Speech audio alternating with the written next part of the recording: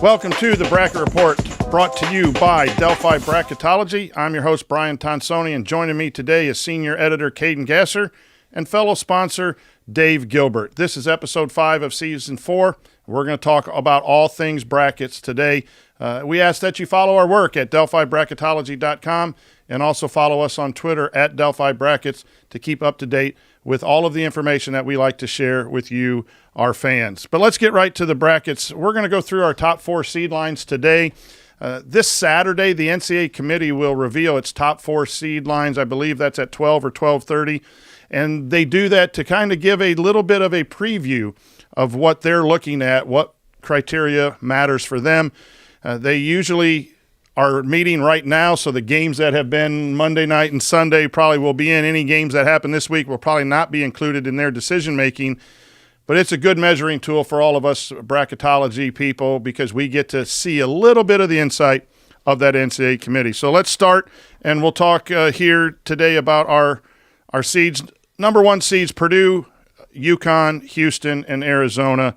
Dave, your thoughts especially about that last number 1 seed line? I think, Purdue and UConn have pretty much solidified themselves as number 1 seeds, barring something outrageous taking place. Houston is almost close to probably solidifying it. It really comes down to that last number 1 seed. Right now we have Arizona there. Kansas lost a tough game last night at Texas Tech. North Carolina lost last week as well. So right now it's Arizona. Marquette does have a big week this week with 2 road games. If they could get a couple wins, they could maybe move up there if Arizona falters. But Arizona's that last number 1 seed right now. I've been championing Kansas for a long time. They got beat by 20-plus last night, Texas Tech. They were without some key players, so that will factor in a little bit. Our 2 seed line is Kansas, North Carolina, Marquette, and Tennessee. I think, but combine that with the 1 seeds, Caden, those are going to be the top 8 teams for the most part. There's a couple teams later on that might push their way up into the top 8. But your thoughts about the 1 and the 2 seed line? I think the top 3, like Mr. Gilbert said, is our tight-knit group. And below that, you have Arizona, Kansas, North Carolina, Marquette, and Tennessee. They're close to each other also. And it's all a battle for that 1 seed. And I think Baylor and Bama are kind of have to work really hard to break into that 2 seed line. I think North Carolina probably is our best 2 seed right now. And Kansas, again, has struggled on the road in the Big 12. They're going to get a lot of wins. They're going to have a lot of quad 1 wins when it comes down to it.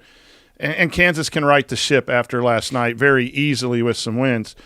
Marquette and Tennessee, I think, are further away from that 1 seed line. But as Dave, you mentioned, a big week for Marquette basketball in traveling to Butler. And I believe they're on the road at UConn as well. So then we get to our 3 seed lines, and it's Baylor, Alabama, Iowa State, and Auburn. We have some questionable teams, I think, on that line, Iowa State and Auburn. Caden, as you look at the 3 seed line, is there a team that stands out as being better than the others or maybe in some sort of jeopardy of staying on that 3 seed line? I think Auburn could easily drop off for Duke or Illinois or even Dayton at this point. They're all playing really good basketball. I think Duke has won a couple recently that are pretty big. And Auburn's kind of rocky there, and if they keep playing the way they are, it could be better, but if they drop off. Dave, you have some comments on Auburn as well as a team that we might have seeded a little bit incorrectly at this moment. Yeah, they have a good net at 7, but they only have 2 wins in Quad 1, and they're only 2 and 4 overall in Quad 1. So, you would like to see a team on the 3 seed line have, a winning record against Quad 1 teams. Auburn is a team. Iowa State's in that area too. Iowa State is 9 in the net and just 4 and 4 in Quad 1, 3 and 1 on the road. A little bit better record. But you also have Alabama, who's 3 and 6 in Quad 1. They've lost 2/3 of their best games. Alabama has lost. But overall, they're 8 and 7 in the first 2 quads. So our 3 seed line, I think, is really in jeopardy of moving down to the 4 with good results from our 4 line. And I'm not sold on our 4 line either. That's what it'll be interesting to see this Saturday what happens. Our 4 seed line is Duke, Illinois, Dayton, and South Carolina. Caden, which team there is kind of tough to to seed and may fall out as we watch the reveal on Saturday? South Carolina could very easily fall out of the 4 seed line. They do have 21 wins. That's kind of why they're up there, but their seed their net's at 45 right now, which is not helping them out. And they have the highest strength of schedule right now out of all the teams up there, so they could very easily drop out with a loss or two. South Carolina is interesting because their metrics are not very good as far as offense and defensive efficiency. Their net is 44, but they have some nice wins. They won on the road at Tennessee. They've beaten Kentucky, 2 of the top teams in the SEC.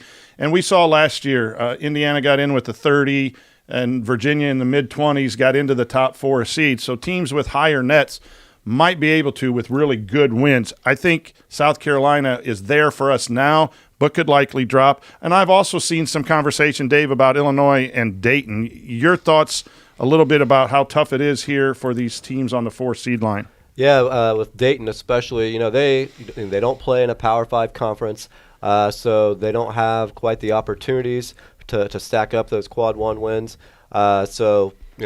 There's teams in those Power 5 conferences like a Creighton, a Wisconsin, and even maybe a Clemson that are on that 5 line for us. If they get some of those quality wins, they can maybe bump up and take Dayton's spot and bump them down a little bit, especially if Dayton loses a couple games in their conference. When you look at bracketology, you should always go to delphibracketology.com first. But there are a lot of good bracketologists out there, and they will vary on where Illinois, Dayton, Creighton, Wisconsin. We had Wisconsin as high as a 2. They've lost quite a few games in a row. Have they fallen to the 5 seed line? You're a Badger fan, Caden. Are they a 4 or a 5? I mean, the way they're playing right now, they could fall to a 6 at this point. 4 losses straight, 3 of them on the road. 2 of them to the worst competitors in their conference right now, Michigan and Rutgers. And Creighton's back on the rise. Creighton lost a couple games, but there will be some movement here on the 3, 4, 5 line at Delphi Bracketology as we meet and watch games going on. And the committee meets this Saturday, or will reveal Saturday. Caden, what's one thing you're looking forward to seeing from the committee? What it'll teach you when you see their results? I kind of want to see how how the net stacks up, if there's a big difference in where the placements are because of the net, or if they're just putting them there for different reasons like road games or quad 1, and how that affects it. Dave, what are you looking for from the committee on Saturday? I think just looking at the 3 and 4 lines, like we talked about earlier, those top 8 are probably pretty set, the 1 and 2 seeds right now. But where do they put those teams that are on the 3-4 line, like an Auburn, like a Dayton, like an Illinois, and a South Carolina? Are we overvaluing South Carolina?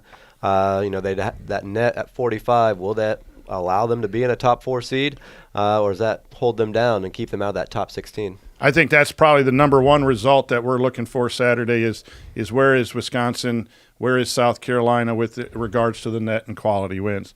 Stay with us here on the Bracket Report. When we come back, we're going to take a look at some individual teams and where they fall, and some conference talk, and bid thieves. What is it, and what does it mean for your favorite team?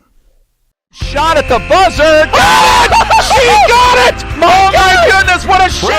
Hello! Did it again. Hello! Made the highlight reel again. That goes to Mentor, and all kinds of room to run down the middle of the field, and he will not be touched. Jackson, hello! There we go. Stokes throws it, caught, ball ricochets. Wow. A huge hit. Wow. This has been an amazing display of goal scoring.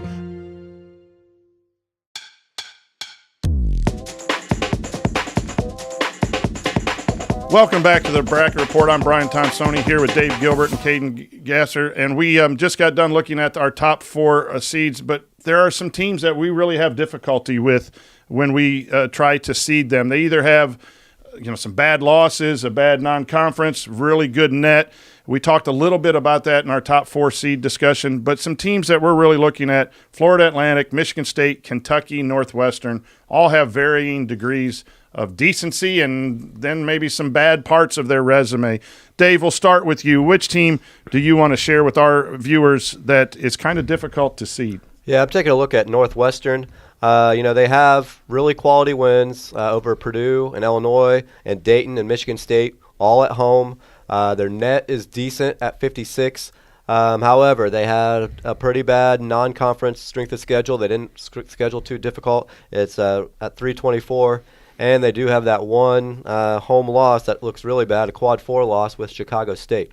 So they do have the quality wins, but you'd like to see them get some wins on the road here in the Big Ten to help solidify or even bump them up in the seed lines.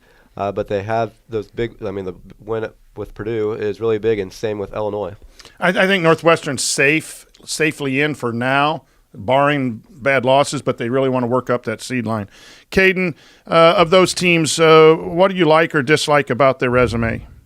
I was looking at Kentucky, and I feel like they're falling down a slippery slope right now. They've been losing to really good teams, which isn't bad for them, but the good teams are beating them and moving up above them. They're beating the teams they should beat, which is good, but they're losing games that they need to win if they want to stay up in the bracket and not let other teams pass them up.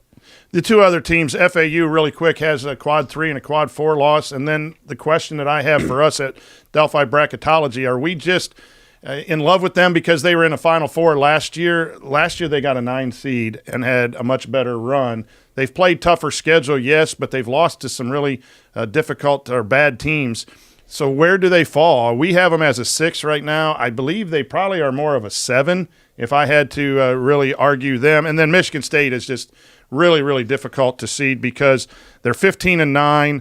They've played a great schedule. They just lost a lot of games to good teams. They're 3-7 in quad 1. They have no bad losses, and their metrics, their offense and defensive efficiency are outstanding. 23. Usually if you're in the top 30, you are definitely in the tournament. It just depends on where you're going to be seeded. And that really is a 6, a net that would get you a 6 seed normally. I don't think Michigan State's a 6 seed, but an 8, 9, or 10. And some people even had Michigan State out earlier this week. So those are some teams that we struggle with, and we're going to discuss and try to keep an eye on as the season goes to accurately predict come tournament time. But here's what I like to talk about, fellas, the Mountain West. I tweeted this out a couple days ago. Is it a 6-bid conference this year? Normally they get 2 or 3, and that's a good amount of teams to get in the tournament for them, but they're playing outstanding basketball. They've done a good job in the non-conference, and now when they beat each other, they get those quad wins. And so you have 6 teams that are in our bracket right now from a smaller conference. You have San Diego State, Colorado State, Utah State, Boise State, New Mexico, and Nevada. Caden, your thoughts when you look at a league like that typically only gets 2 or 3, and now we're talking about 6. What are things that you like or dislike about possible 6th bid Mountain West? Right now I'm looking at Utah State, and their 29 seed is really helping them out with that and giving them that bid and letting other teams who play them get a better bid and better net. They're also 5-3 on the road, which is really good recently. But all those losses are also away games, but they're quad 1 games, and most of them are quad 1A games, which are playing pretty well. We have Utah State right now as our 25th overall, which would be the number 1 seed. Dave, the Mountain West, it's fun basketball if you stay up and watch it, and usually it's on CBS Sports Network or some channel that is not a mainstream, but it's good basketball. Your thoughts about these 6 programs? Yeah, I mean, I can see all 6 of these teams getting in. They have good nets. They're all above 50. Usually a conference like that, you're not going to have all those teams with that good of a net. They have some really good quality wins. In the non-conference, San Diego State has a win over St. Mary's and won at Gonzaga. Colorado State beat Creighton. They because of that, they have, brought themselves up to that point where when they get wins over each other, now they are quad 1 wins. So they are stacking up these quad 1 wins against each other in the conference. I think the top 3 are definitely solid in San Diego State, Colorado State, and Utah State. Utah State struggled a little bit. Caden mentioned them. Boise State has 5 quad 1 wins. The 2 teams that are probably most likely in jeopardy from this conference that need to keep winning are New Mexico and Nevada. The thing going for New Mexico is they have a 22 net. Their metrics are outstanding. But we have them as the top 11 seed, which is our bubble, and they could easily fall out if they lose 2 or 3 games. And Nevada had been out and then just got a nice win. They're 18-5, 5-2 in quad 1 with a quad 3 loss and a somewhat questionable strength of schedule, 267, and their net is at 47. So New Mexico and Nevada are going to be the teams that are either going to make it a 4 bid or a 5 bid, 6 bid. Those teams, I think, are really going to have to solidify their resumes to stay in. But, man, I would love to see it. I'm a proponent of the smaller conferences. I think there's good basketball in being played everywhere. It's not just on ESPN and the Power 5 conferences. And we knew this. San Diego State made the Final Four last year, and we really would like to see some of these teams in. So talking about small schools, you get bid thieves. What is a bid thief? You may hear that on television. You may hear that in our conversations. But a bid thief is a team that would probably not make the tournament as an at-large bid. Their resume is not good enough, but they advance in their conference tournament to the championship game, and then they win the championship, and therefore they're called an automatic qualifier, and they get in. And then the team that was favored, who lost, is good enough to get in the tournament. So if that team, let's take, for example, the A10, the favorite is Dayton. Dayton is a 4 seed, 5 seed. Dayton is in the tournament whether they win the conference tournament or not. So if Dayton wins it all, the A10 gets Dayton in, and probably Richmond, VCU, and St. Bonaventure do not get in. But if Richmond, VCU, St. Bonaventure, or anyone else wins, you're going to put Dayton in. It becomes a 2-bid league. Well, that takes a bid from someone else that we have in our bracket. Dave, as you look at bid thieves in general, as a fan and as a bracketologist, how do you feel when it comes conference tournament time and you're watching these games? Do you want the favorites to win, or would you like to see a little bit of an upset and have some kind of confusion at the back end of a bracket? Well, as a bracketologist, it makes it a lot more difficult to predict the bracket, especially come, the championship week there, when you have those bid thieves, when you have teams that aren't expected to win their conference tournament winning, and then you have to decide, okay, now who are we going to take out of the bracket because we have to include this team because they're the automatic qualifier. And so as a bracketologist, I don't necessarily like it, but as a fan, I like the underdogs. I like the upsets as long as it's not happening to Purdue. But I think the teams we have listed, Richmond, VCU, and St. Bonaventure, all in the low 70s. We have some teams like Seton Hall that's 75 in the net that we're considering for an at-large. I wouldn't mind a bid thief here. I'm a big fan of Dayton, but the A10 is good basketball. They deserve a couple teams in. Caden, I want to come to you. The American Conference is another conference that you as listeners and fans should watch for one of these bid thieves. Florida Atlantic is going to be in the tournament. They're a 6 or 7 seed right now. If they win the conference tournament, they get in. Then as anyone else, there are 2 teams right now. We actually have South Florida in because they're leading the conference, but they have 103 net. They're likely not to make it unless they win the tournament. But the team sitting there is Memphis. We've had them in. Then they've lost a lot of games. They had an injury and lost a lot of games, and now they're back to winning again. Do you think the American Conference can get 2 in if Memphis wins and it gets down to FAU and Memphis? Do you think Memphis can be a second team from the American Conference? I think they really can. Memphis was starting off hot at the beginning of the season, hit a cold streak after an injury, and now they're back on the road. And I feel like they can, if they keep playing like they do, they'll definitely beat South Florida in the conference championship and take that bid. So the American Conference, if I remember right, they play late Sunday afternoon. So if there is FAU versus South Florida in the championship game, a lot of us bracketologists are scrambling in the last 30 minutes to an hour to put together our official bracket for any contest that we're in. And the committee will have a couple contingency plans for a conference like the American Conference. But I'm thinking Memphis sneaks its way in the next 3 or 4 weeks. And, Dave, I want to come to you. We've talked a lot about the Indiana State Sycamores. I think they're in. They're at 20 net. They're 21-3. They avoid multiple losses. I think they can take a loss in the regular season and maybe lose in the conference championship and still get in. You have Drake and Bradley that are the other contenders, I think, for the Missouri Valley. But your thoughts on Indiana State, and do they deserve to be in if a Drake or Bradley or someone else defeats them in the conference tournament? I think they deserve to be in. They have that really good net at 20. They played some tough teams in non-conference. They lost to Alabama. They lost at Michigan State. I think as long as they take care of business the rest of the regular season and only have maybe 1-2 losses at the most, losing in the semifinals or finals of the conference tournament, I think they should be in, especially if their net stays in the 20s. They have a big game on the road, a quad 2 game at Southern Illinois coming up, I believe, either tomorrow night I think that's Saturday now that I'm looking at our script. And then the other bid thief conference is the Western Athletic Conference. Grand Canyon is the team that's favored here. Could they be an at-large team if they lose in that tournament? But, boy, they're a heavy favorite. I do think Grand Canyon will get some heavy consideration if they lose. So your favorite teams, if they're on the bubble, you want the favorites to win because you don't want your teams losing that opportunity. And we'll talk bubble when we come back after this short break. Many communities in rural America are often overlooked as underserved.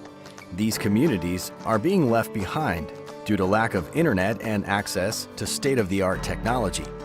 That's why Mulberry Telecommunications provides rural broadband services and technology and is growing their presence in north central Indiana. Because every community deserves infrastructure and beyond. To learn more, contact us today.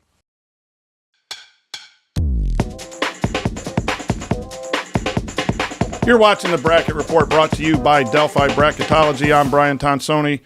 We have Dave Gilbert and Caden Gasser from our group joining us, and now it's time to talk bubble talk.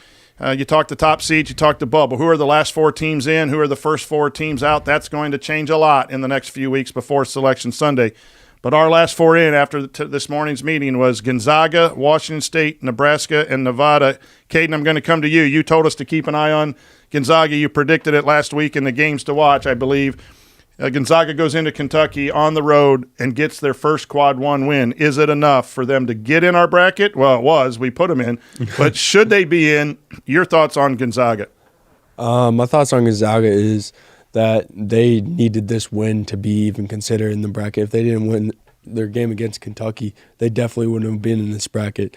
They're at a 29 seed right now, 24 seed right now. Yeah, net. 24 net, yeah. 24 net right now, which is looking pretty good. But if they lose games out of quad 2, like a quad 3 or quad 4, they could definitely drop out. There's another I don't think they're a bid thief. If they beat St. Mary's in their conference tournament, they're in, and St. Mary's will be in. That'll be a 2-bid league. But I think they have another regular season game against St. Mary's. They win that and get a second quad 1 win. I think they're going to be in. Dave, anyone on this last 4 in that is a little surprising or a team that is in jeopardy of falling out?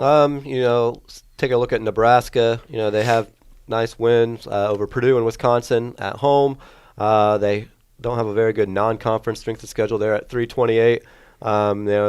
They still have to continue winning to stay on that bubble or stay off of falling out of the bracket. When you get down to these teams, you gotta find something.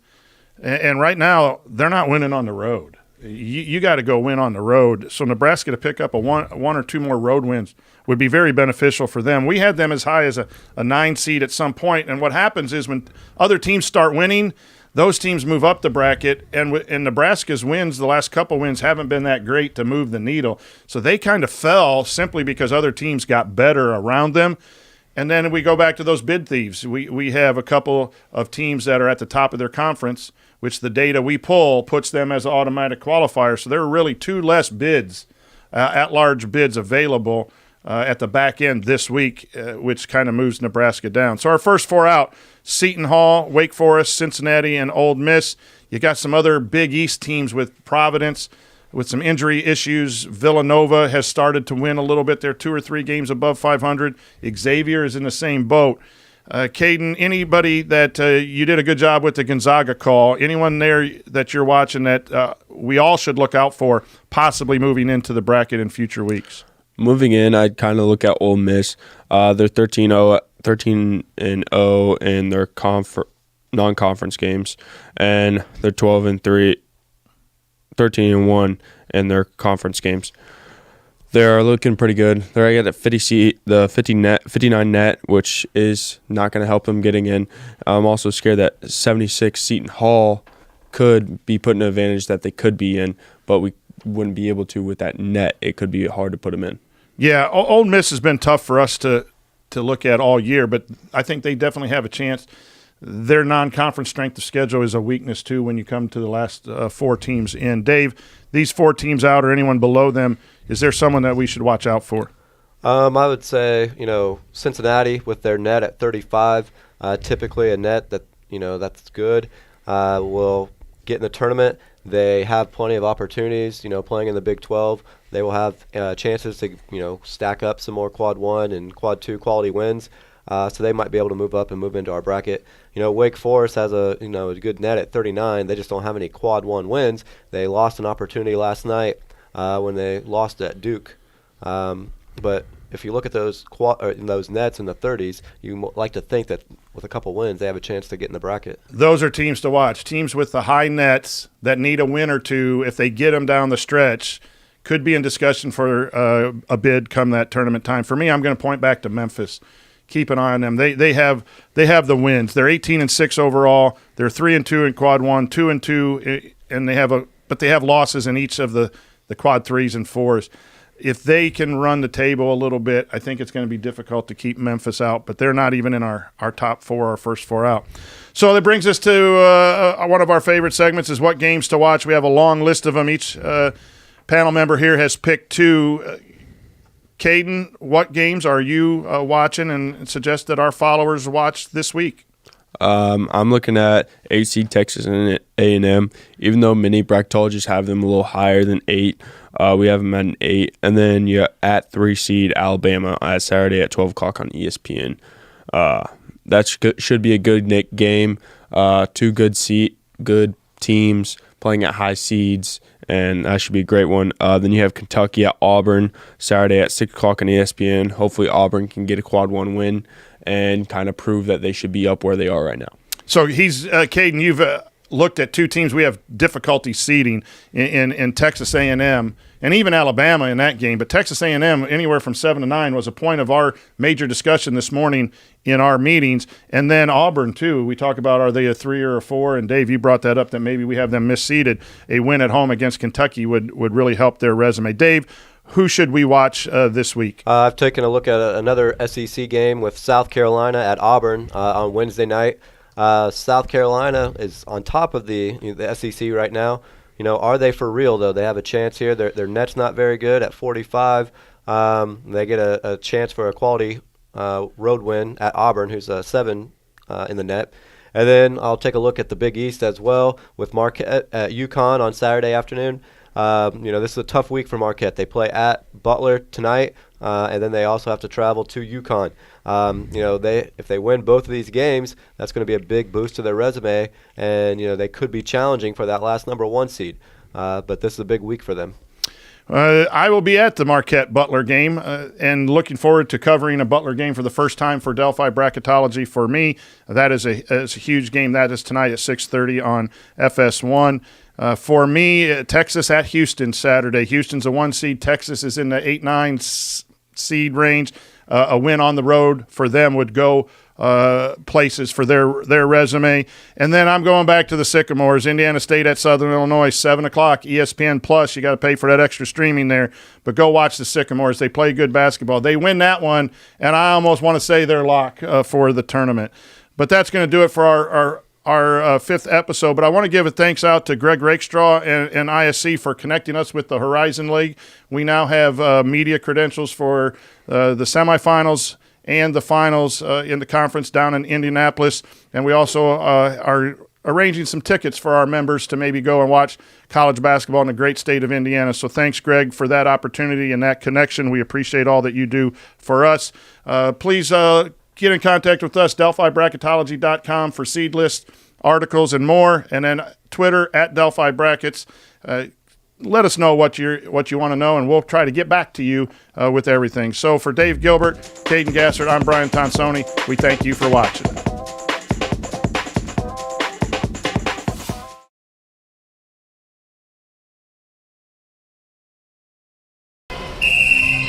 Some see a student athlete working on a shot. We see a powerful lesson in persistence. Some see a student preparing for success on an exam. we see a student athlete preparing for success in life. Proud to keep education in front of athletics